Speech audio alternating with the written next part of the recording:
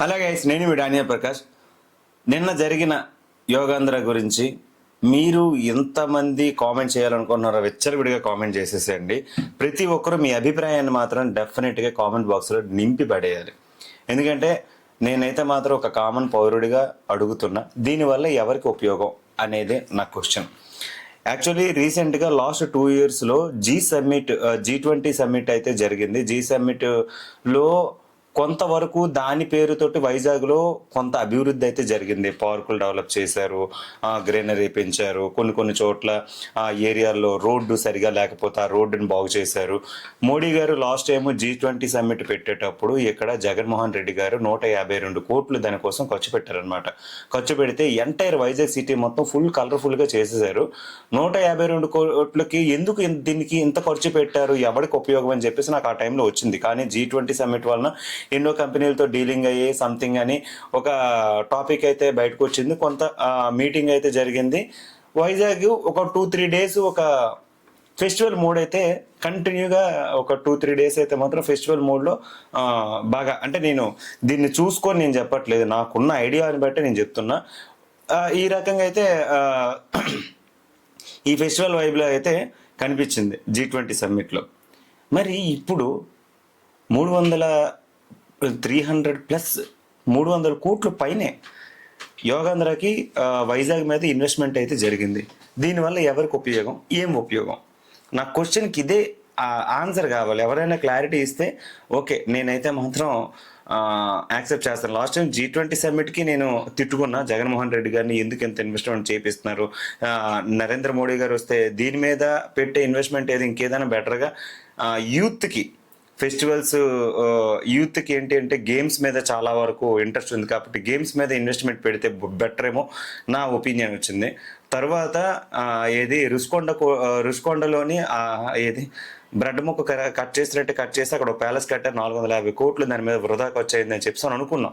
కానీ ఇప్పటికి ఓకే, అది వృధాకు వచ్చే దానివల్ల అయితే నిరుపయోగంగా పడి ఉంది. అక్కడ నిరుపయోగంగా ఆ ప్యాలెస్ని ఎవరు యూజ్ చేసుకోకుండా దాన్ని అది అలా ఉంది అంతే. దాన్ని ఏం చేద్దాం అనుకున్నారో ఏంటో తెలియదు, ప్రస్తుతానికైతే అది అలా ఉంది. ఇన్ కేస్ జగన్మోహన్ రెడ్డి గారు ఇక్కడ వైజాగ్లో ఇక్కడ సిట్టింగ్ కోసం తన క్యాంపెయినింగ్ ఇక్కడి నుంచే రన్ చేద్దామని చెప్పేసి కట్టారు. బట్ అది బెడిసికొట్టి 11 సీట్లతో నిలవడం వలన అది అలాగ అయిపోయింది. కానీ ఇక్కడ ప్రాబ్లం ఏంటి అంటే 450 కోట్లు నీకు అక్కడ కనిపిస్తున్నాయి. ప్యాలెస్ అయితే ఇప్పుడు కాకపోయినా మళ్ళీ జగన్మోహన్ రెడ్డి గారు వస్తే దాన్నే యూజ్ చేస్తారేమో, అప్పటికైనా దాని యూసేజ్ అనేది కనబడుతుంది. ఇప్పుడు సెంట్రల్ గవర్నమెంట్ దాని మీద దాన్ని ఏమైనా బయటికి తీసుకొచ్చి ఈ మిగతా 4 సంవత్సరాల్లోనైనా సరే దానివలన ఏమైనా ఉపయోగపడేది ఏదైనా చేస్తే అట్లీస్ట్ ఆ ప్యాలెస్ ఉంది కాబట్టి పబ్లిక్ కనబడుతుంది 400 ఇన్వెస్ట్మెంట్, కానీ 450 కోట్లు ఇన్వెస్ట్మెంట్. బట్ ఇప్పుడు 300 కోట్లు 32 కిలోమీటర్లు, అంటే వైజాగ్ ఆర్కే బీచ్ నుంచి భీమిలి వరకు గ్రీన్ కార్పెట్లు వేసి యోగా కోసం విలేజెస్లోని పీపుల్స్ని రప్పించి 200 బస్సుల పైనే ఎంతోమంది విలేజ్లు, గిరిజన ప్రాంతాలు, కొన్ని ఏరియాల్లో చాలా పూర్ ఫ్యామిలీ నుంచి బిస్కెట్లు, యోగా మ్యాట్లు, టీషర్ట్ల కోసం ఆశపడి పిల్లలతో సహా కొంతమంది వచ్చిన వాళ్ళు కూడా ఉన్నారు. కొన్ని స్కూల్స్ని, గవర్నమెంట్ స్కూల్స్లో ఉన్న పిల్లల్ని కూడా తీసుకొని వచ్చిన వాళ్ళు ఉన్నారు. ఇలా వీళ్ళందరినీ తీసుకొచ్చేసి ఉదయం 3 గంటల నుంచి వాళ్ళని ఆ రోడ్ల మీదే పడుకోబెట్టేసి 7 గంటల నుంచి 8 గంటల మధ్యలో జరిగే ఈ 1.5 అవర్ కంటే ఎక్కువ లేరు ఇక్కడ మోడీ గారు. ఈ 1.5 hour జరిగే ఈ ప్రోగ్రామ్కి 300 కోట్లు ఖర్చు పెట్టాల్సినంత అవసరం ఏముంది అనేదే నా క్వశ్చన్. దీనివల్ల ఏమన్నా ఉపయోగం ఉందంటే గిన్నీస్ వరల్డ్ రికార్డ్ అయితే మేబీ మన వైజాగ్కి, మన ఆంధ్రాకి దక్కుతుంది. దీనివల్ల చాలా అంటే చాలా గ్రాండియర్గా మనం చెప్పుకోవచ్చు. ఏంటి అంటే ఆస్కార్ లెవెల్ కాదు, ఇంకా ఒలింపిక్స్ మెడల్స్ గురించి కూడా మనం పట్టించుకోకర్లేదు, ఇంకా దేన్ని పట్టించుకోకర్లేదు. కానీ గిన్నీస్ వరల్డ్ రికార్డ్ అనేది మనకి నిజంగా ప్రతి ఒక్కరు మెడలో వేసుకొని తిరగవచ్చు. యోగాంధ్ర వలన మేము పార్టిసిపేట్ చేయడం వలన గిన్నీస్ రికార్డు వచ్చిందని ప్రతి ఒక్క యువకుడు కాలర్ ఎగరేసి మరీ చెప్పవచ్చు. అంత పెద్ద రికార్డు మనం సాధించాం 300 కోట్లు ఖర్చు పెట్టి. తీరా చూస్తే అంటే నాకు కంపరం వచ్చేసింది నిజంగా. నేనైతే వెళ్దాం అనుకున్నా లిటరల్లీ, కానీ వెళ్ళకపోతే బెటర్ ఏమో అనిపించింది. మెయిన్ రీజన్ అంటే నేను పడుకొని లేవలేకపోయాను. వెళ్ళుంటే నాకు 4 మ్యాటీలు వచ్చేవేమో. కొద్దిగా స్టామినా గట్టిదే కాబట్టి లాగితే వచ్చేవి, అలాగే జరిగింది. ఎవ్వరు కూడా వాలంటీర్ని సరిగా పట్టించుకోలేదు. పబ్లిక్ని ఈ ప్రాపర్టీని సరిగా యూసేజ్ చేయకుండా ఎవరికి పడితే వాళ్ళు వచ్చిన ప్రతి ఒక్కరికి మ్యాటీలు ఇచ్చుకుంటూ పోయారు. చాలామంది ఒకరు 10 ఒకరు 15 ఇలా మ్యాటీల కోసం తన్నుకొని కొట్టుకొని, అది ఎలా ఉంది అంటే కొలాయిల దగ్గర బిందులతో కొట్టుకున్న ఆడవాళ్ళని మరొకసారి గుర్తు చేశారు. ఈ యొక్క యోగాంధ్ర వలన హైలైట్స్ ఆఫ్ ది టాపిక్ అని చెప్పేసి అనుకోవచ్చు. చాలామంది చిన్నపిల్లలు ఉన్నారు, ఏంటి బస్సులతో తీసుకొచ్చారు, మళ్ళీ రిటర్న్ కూడా పంపించలేదు వాళ్ళని అలాగే రోడ్డు మీద వదిలేశారు. దీనికోసం మన వైజాగ్లో 4 రోజుల నుంచి ట్రాఫిక్ జాము. నాకు ఇప్పటికీ అర్థం అవని క్వశ్చన్ ఏంటి అంటే, వైజాగ్లో కరెంటు కోత స్టార్ట్ అయింది టీడీపీ గవర్నమెంట్ వచ్చిన తర్వాత. ఎందుకు అంటే ఫ్యాక్టరీలకి కరెంటు ఉత్పత్తి మనం పంపించాలి, ఉన్న సోర్స్ని మనం చాలా చక్కగా వాడాలి. పవర్ సప్లై వలన మనం చాలా వరకు అంటే మధ్యాహ్నం పడుకున్న సమయంలో మోస్ట్లీ తీస్తున్నారని చెప్పేసి అన్నారు. లాస్ట్ టైం ఒక 1 వీక్ కంటిన్యూగా నైట్ టైం ఎక్కువ తీస్తారు. పడుకునేటప్పుడు చాలా ఇబ్బంది పడ్డాం మేమైతే.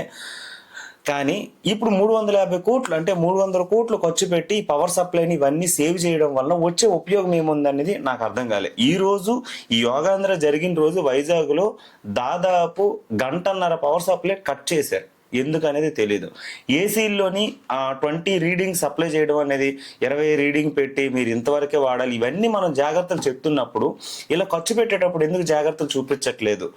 గవర్నమెంట్ సొమ్ము ఇది, అంటే పబ్లిక్ సొమ్ము, పబ్లిక్ ట్యాక్స్లు కట్టి గవర్నమెంట్కి. మళ్ళీ ఏమనంటే ఇండియా చాలా వరకు పేద దేశం, ఎన్నో కోట్లు అప్పు చేసి ఉంది. మన ఆంధ్ర అయితే మామూలు అప్పుల్లో లేదు.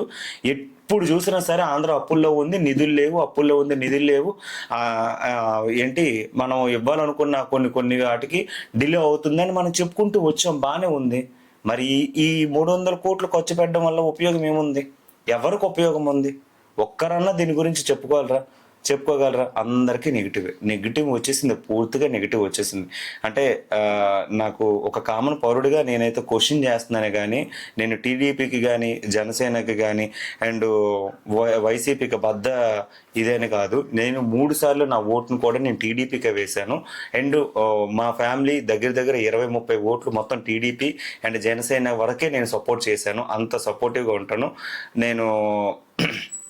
పవన్ కళ్యాణ్కి పేక్ కోసుకుంటాను, అంటే అంత ఇష్టం, అభిమానం ఆయనంటే.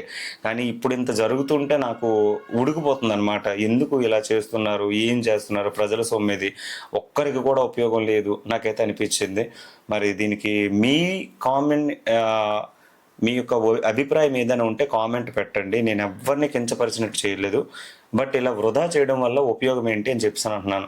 ఇదే డబ్బులు మన ఇండియాకి గోల్డ్ మెడల్స్ అండ్ ఒలింపిక్స్లో గోల్డ్ మెడల్స్ రావడానికి చాలా అంటే చాలా కష్టపడుతున్నారు. మన యొక్క స్పోర్ట్స్ మెన్స్ ఎవరైతే ఉన్నారో వాళ్ళెవ్వరికీ కూడా సరైన ఫెసిలిటీస్ కొన్ని చోట్ల లేవు. కొన్ని ఏరియాలో రోడ్లే లేవు, కొన్ని ఏరియాలో గ్రౌండ్స్ లేవు, కొన్ని ఏరియాలో క్రికెట్ బ్యాట్స్ లేవు, కొన్ని ఏరియాలో ఆడపిల్లలు ఆడదాం అనుకున్నా సరే వాళ్ళకి కాస్ట్యూమ్స్ సరిగా లేవు. అండ్ వాళ్ళకి ఎడ్యుకేషన్ కానీ కోచింగ్ సెంటర్స్ కానీ సరిగా లేవు.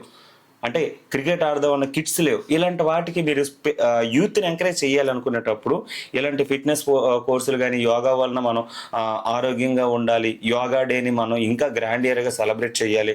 నెక్స్ట్ ఇయర్ మనం దీన్ని 400 కోట్లు కాదు 700-1000 కోట్లు మనం ఖర్చు పెడదాం. ఎంటైర్ వైజాగ్, విజయనగరం, శ్రీకాకుళం, ఆంధ్ర మొత్తం మ్యాటీలు వేసుకొని కూర్చోబెట్టేద్దాం జనాల్ని, నో ప్రాబ్లం అని చెప్పి మీరు అంతా డిసైడ్ అవ్వండి, ప్రాబ్లమే లేదు. కానీ దానివల్ల ఎవరికి ఉపయోగం ఉంది? కరోనా తర్వాత ప్రతి ఒక్కడికి ఫిట్నెస్ ఫ్రీక్ అనేది చాలా వరకు తెలిసింది. ముసలి వాళ్ళు కూడా ఈ రోజుల్లో డైట్ చేస్తున్నారు. ఏంటి పల్లెటూరులో డైట్ అనే పదానికి మీనింగ్ కూడా తెలియదు, కానీ ఫుడ్ కంట్రోల్ చేసుకుంటే ఆరోగ్యంగా ఉంటాము, ఏది పడితే అది తినకూడదు అని వాళ్ళు తెలుసుకొని కరోనా ఎఫెక్ట్ అయితే మాత్రం ప్రపంచం మొత్తాన్ని ఫిట్నెస్ గురించి డీటెయిల్గా ఎక్స్ప్లెయిన్ చేసింది. ఇంకా అంతకుమించి ఫిట్నెస్ గురించి ఎవరు ఎక్స్ప్లెయిన్ చేయలేరు, అంత డీటెయిల్గా ఎక్స్ప్లెయిన్ చేసింది.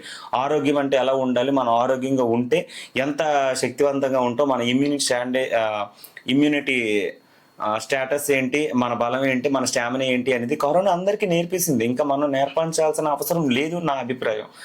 ఇదే డబ్బులు అదేదో స్పోర్ట్స్కో దేనికో ఖర్చు పెట్టుంటే మోస్ట్లీ చాలా వరకు ఇండియాలో ఒలింపిక్స్లో మన వాళ్ళు మెడల్ సాధించాలి అని అంటే మాత్రం ఏవో 1-2 పేర్లు అయితే మనకు కనబడతాయి. కానీ చాలా వరకు స్పోర్ట్స్లో కొన్ని దేశాలు ఎప్పుడూ టాప్ పొజిషన్లోనే ఉంటాయి. మన ఇండియా ఏదో 10th పొజిషన్, ఇంకా కిందనే ఎక్కడో గ్రౌండ్ ఫ్లోర్లో నిలబడుతుంది అక్కడ కనబడడానికి. ఆ ఒకరి ఇద్దరి పేర్ల కోసం కాదు, ఎంటైర్ ఇండియాలో టాప్లో ఉండాలంటే ఎన్ని గేమ్స్ అయితే పెడతారో అన్ని గేమ్స్లో పార్టిసిపేట్ చేయడానికి యువతను ఎంకరేజ్ చేయాలి. దాని మీద ఇన్వెస్ట్మెంట్ పెట్టండి. నేను చెప్పేది అదే. మళ్ళీ దీంట్లో ఎవడైనా తప్పులు వెతికి అలా కాదు ఇది ఎలాగా అని చెప్పేసి అని అనడం కాదు, లాజికల్గా ఆలోచించండి. మళ్ళీ దీన్ని నెగిటివ్ వేలో తీసుకెళ్ళొద్దు. నా అభిప్రాయాన్ని నేను షేర్ చేసుకున్నా. దీంట్లో మీ కామన్ పాయింట్ ఏదైతే ఉందో దాన్ని కామెంట్ బాక్స్లో చెప్పుకోండి. Thank you so much.